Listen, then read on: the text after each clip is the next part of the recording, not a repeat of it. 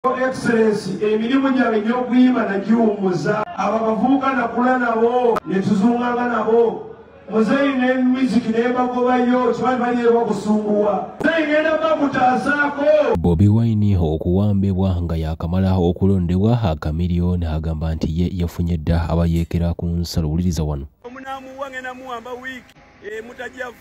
Oluvannyuma lw'okwogera ebigambo ebyo batubagulizaako nga Wonderboy ne batugamba nti Chameleone ayina abantu be yafunye baakolagana nabo abakulu ab'amaanyi ennyo era nga bano bagamba nti eryaddala Bobi Wine essaawa yonna ne babagezaako ne babaawo mbuppa nkusaba nno sokola information eno gitambuze okusinza ku nsonda ezesigika ziraga Chameleone ye ali mu malirivu olw'ensonga nti bano basajja Bobi Wine be yali nabo abatagala kumulaba nga abaleka step wadde nga yabaleka it is a public secret nabo kennyini bakimanyi kati bagamba nti ono ye tulina omwamba jjukira Chameleone mu East Africa wano ayina mu mbu ebyenjawulo kati intereraga imbo ono yagenze n'afuna eyo njagala osooka owuliremu wano. Muzeeyi balekeraawo okulimbalima bavuuka bannange nti tugenda kuba otuufu nga tugenda kuba ki.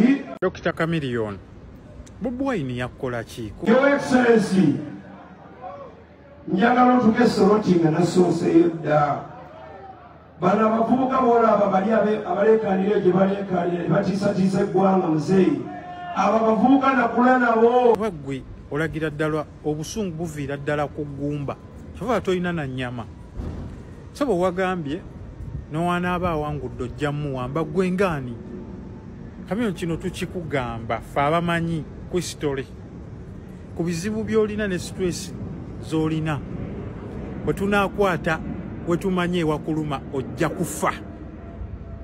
Omusajja talina kye yakola mulya ssente zammwe okuva mu M7 tabalinaako buzibu ate mukimanyi omusajja yabaleka gwe naye oli kitabani kya gundi buno bukenzo sima gravity liri pazo kacala oli mukulembeze wa ggwanga mwe muli bayimbi ate abaagwa musobola n'okugenda ne muyimba kuzira aleeze. Chameleone Bobi Wine nga bamukuwaddemu wano mu nsonda nnyo ina ky'osobola okukola ebyo binakko bye wakola just oli mukubi wa swame babukubi muntu swame bakanyama bone bamukwata no olagira ddala olina obulumi ate obwo obulumi bwe bukuganye n'ogejja tolina nnyama omutima omubi kyagala tugamba Bobi Wine yali emabega ku baakufera Golodi kuba Golodi bakufera Golodi n'akwavuwaza. Bobi Wine yali emabega wa famire yo okunoba omukazi n'agenda n'abaana mu Amerika. Tumanyi we tukwate tunaakwatawo bwe tojja ffa bufi Bobi Wine mwesonyiwa. Kyagala tugamba Bobi Wine yali emabega w'okwokya Kalamagi omuntu gwe baayokera mu nnyumba yo mu kikomera kyo n'afa. Ku bizibu by'olina ne stress z'olina Bobi Wine si kyekyandibadde ekizibu nnamba emu. Leka bali bakama abo balwana entalo zaabwe n'oli teweeyingiza mu by'otamanyi. Okay? Chameleone obubaka njala mbonsindikire bugende eri famire ya Mwami Mayanja. Mwami Mayanja ne mukyala Mayanja mbalamusizaako kansubire nti muli bulungi mwebale kutuzaalira bikunnembe ne mbiteeka ku nsi ne tulowooza nti ebikunnembe bino biteegera kumbe tebalina bakulu. Tuli mu kaseera ka kazigizigi ng'abantu bali mu kuttibwa bali mu kuwambibwa. Tukimanyi nti buli muntu alina eddembe lye mu nsi okweyagala n'okuwagira ky'ayagala naye abaana bamwe batufuukidde ekyambika batya. One, omuntu aba alina eddembe oluwagira ekibiina kyonna tewali amugaana kuwagira era baba boogedde ebirungi Museveni byakoze tetulina buzibu nabo naye obuzibu kwe kulumba ate omuntu ataboogera nako era atalinaako buzibu. Mukulu Mwami Mayanja senior ne mukyala Mayanja njala basaba mutuuze abaana bammwe ng'obudde bukyali. Abaana abo bajja kutuuka nga tebakyalina muntu wadde abasaasi wadde n'olunaku n'olumu olw'ensonga zino wammanga. Wano tumanyi buli famire erina ebizibu byayo n'ebizibu biri mu famire yammwe tubimanyi bulungi nnyo ne tubireka. Nolwero njala bagamba ekigambo kimu mugambe mutabani wammwe Joseph Mayanja abeere mwegendereza nnyo naddala nga alumba omuntu atamulumba. Yagenda mu NRM okulya ssente ze kyaba tukola kiri ekintu kimu ayogera ebigambo ebiraga Museveni byakoze period naye yeesonyiwe Kyagulanyi Ssentamu kubanga Kyagulanyi Ssentamu tamwogerako. Kyagulanyi Ssentamu alwanira in fact bantu bonna bana Uganda naye nga yennyini mu mutwalidde. Nyokeranga ku makya n'alumba atamuddamu. Ate nga ffe nga banna Uganda baagala enkyukakyuka tumanyi bingi bikwatagana ku famire yammwe naye ng'omuntu tetwandyagadde muti okola kitiibwa kye olw'okuba nti ye abadde muyimbi kuba kati takyali muyimbi.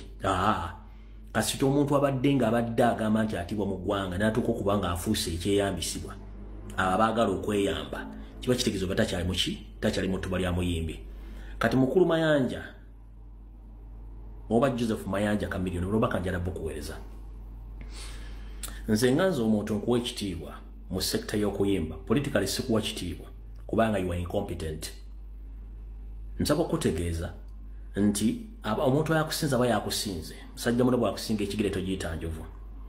Robert Kyagulanyi Ssentamu gwomanyi Bobi Wine yava dda mu sekta y'okuyimba n'alwanirira eggwanga gwe n'ogisigalamu ate ye n'asigala n'ayingira ebyobufuzi n'abiyingiramu ng'alwanirira ggwanga gwalina obiyingiramu ng'owagira gavumenti etulugunya abantu which is okay oluwaddembe kuba gwe otolaba ebintu byo. Ninjala kusaba ekigambo kimu yogera ebigambo Museveni byakoledde eggwanga oba Museveni byakoledde eggwanga naye okulumba omuntu nga Kyagulanyi yokola nsobi kuba eyinza obutakuleka waggulu ekyo nkulabula. Nze sikunenya kukola byoyogera kubanga oli waddembe okusinziira ku biki byolina. History otumanyi bulungi nnyo Jovu gyenvudde otumanyi bulungi nnyo ekikutanya kiri ekintu kimu walema okwezimba ng'omuntu. Ekikutanya kiri ekintu kimu walema okwezimba ng'omuntu era tewategeka era kyekisinga okutawaanya. Wandibadde ng'essaawa zino oyitibwa regindi nga ssente zikusanga waka so si okugenda ng'owumpuguma wenna oyugayuga nga balugwali nnyo omutuba. Wandibadde oli waka nga bantu bakunoonya ebingi awo bityo naye ate kati gwogenda ofukamirira abanene ate nga weeyita munene naaga amagulu agakulinga enkonyogo. Mukulu njala kugamba ffe tukimanyi ekizibu kyo kiri ekintu eki teweetegekera bukaddewo ate ne corporate yali badde bayamba mwagano giruwandira kubanga mwagala okunkumuka. Ffe ekikutanda ffe kimanyi kiri ekintu eki wattakalamagi singa kati oli ku death row oba oli mu upper prison eruzira ng'olindiridde kufaako naye ekikutasa kiri ekintu eki nti gavumenti yakuterawo akabega osigale ng'oli bweru otandika ogikolokotera Kyagulanyi Ssentamu. Naye njala kugamba Kyagulanyi bw'okolokota tali kuddamu. Lwaki? Ye Museveni yakola ensobi ennene ne banne okulowooza nti Kyagulanyi ngeri gyava mu music industry kakuŋŋaanya abayimbi bonna nga yali alowooza abayimbi bonna bategeranga Kyagulanyi. Kizibu nnyo y'ensobi gye mwakola. Museveni y'ensobi gye wakola ne banno. Odidde billions of money ozitadde mu bayimbi bonna ng'olowooza nti bategeranga Kyagulanyi. No. Kalibeera essomero mubeeramu omuntu asukkuluma ku banne. Kati namwe mwakola ensobi bwe mwalaba nti Kyagulanyi avudde mu bayimbi mwe ne mukuŋŋaanya abasigadde nga mulowooza reasoning capacity eyaawo bonna bonna egenda kwenkanankana Kyagulanyi tesobola kwenkanankana. Waliwo kye tuyita quantity ne quality. Kyagulanyi is quality above all. Kati bwe mwaleeta eri quantity bungi bw'abanne tebayinaamu kintu kinyusi kirimu. Yensonga lwaki mwali mulowooza balina following ne following tekyabakolera kubanga bangi mu bungi ne tebalina mugaso. Ffe kati ne natuwa omu bw'ati mu music industry ng'alina omugaso okusinga abantu abonna. Kati eyatula n'akubalira oleeta abayimbi bonna ng'olowooza nti balina kye bagenda okukola ku Kyagulanyi ndowooza results ozirabye bonna bagatta kakota ng'olowooza nti balina obwongo obusobola okukyalinga Kyagulanyi tebasobola. Kyenkugambye there is a difference between quality and quantity.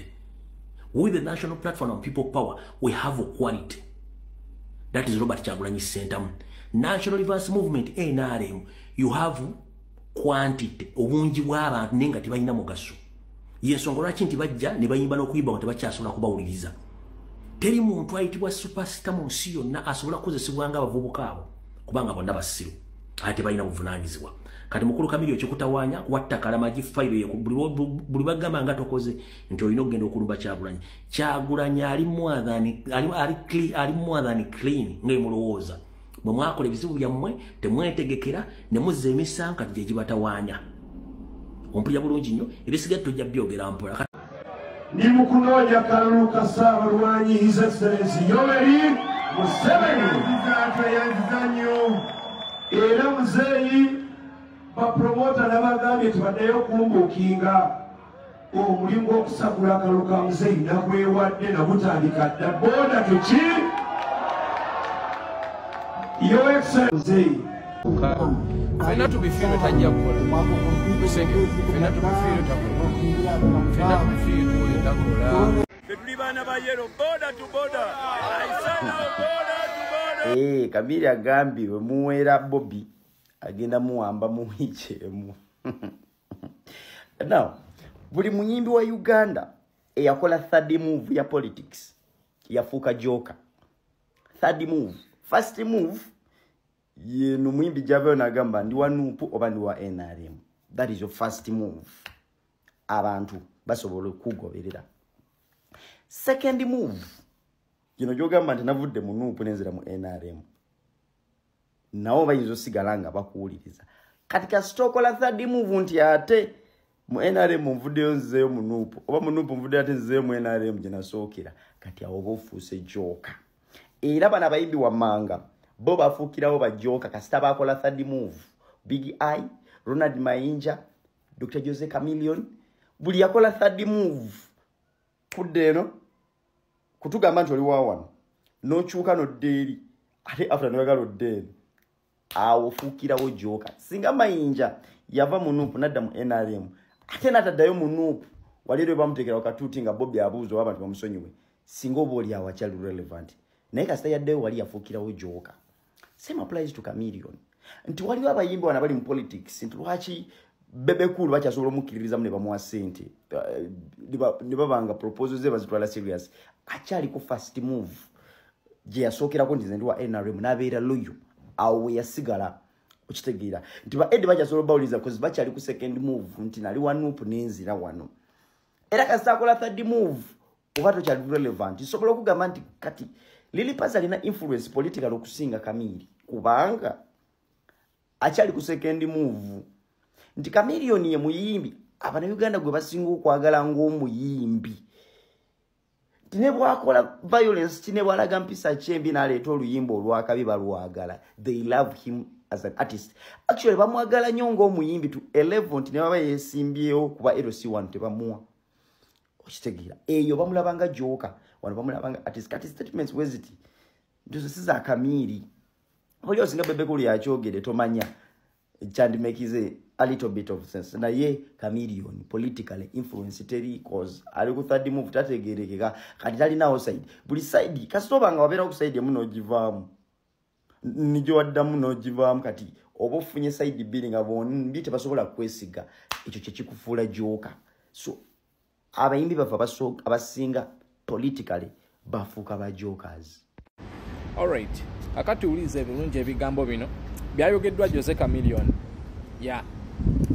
Yabadde abyogera gabi obubaka abuweereza ki abuweereza ba NUP bwe ogamba abakubanga Alien Skin yayogedde ebigambo bino embeera yandibadde etya ku internet obudde buno olowooza singa kyekiriwo akadde kano biwulirize tetujagikiriza zisiga mitima mibi bwe mpita enkoko mpita bina byoyagala naye Uganda tetugenda gibawa. Kati ola muli ku kitimba mwogera ebintu ebyekitumba mukyali cheap mwogera ebintu ebitali realistic mulimba tetugenda bawa kalulu ate omulika emu afala mu akalulu ngenda kujja mubawambire mu wiiki emu kubanga fala omugeza naawe abayero yero tengayo